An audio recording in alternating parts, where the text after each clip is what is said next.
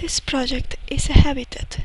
In consequence, it has been made to fulfill all the client's basic needs. This person is looking for a place to relax that allows her to enjoy the quietness from the busy and loud daily life. The habitat covers the basics: an entrance, place to eat, share, work, services, and a private place to rest. But of all this, it is the habitat's theme, its essence, which in this case is fluency. In order to accomplish those demands, the project is going to be placed in the British shores on a cliff. Just in the edge is the habitat's entrance. It's not direct.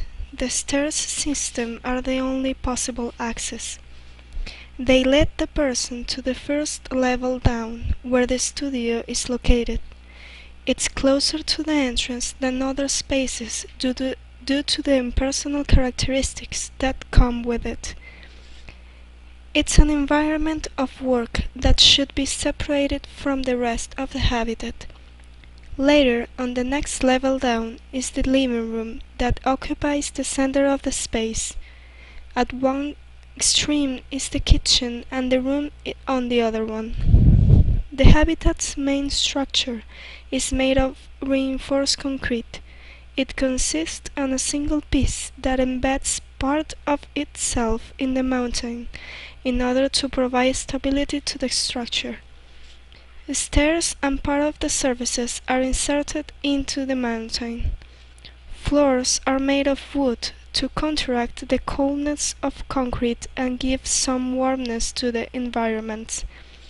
Glass covers the habitat's facade to the cliff, since the view is one element that should be always present for its magnificence.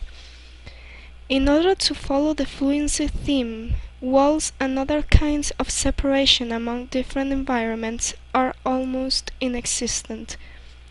In general terms, the project tries to express and accomplish harmony and fluency through all its elements, eliminating all those non-structural and leaving the project exposed, because its real beauty lies on its simplicity.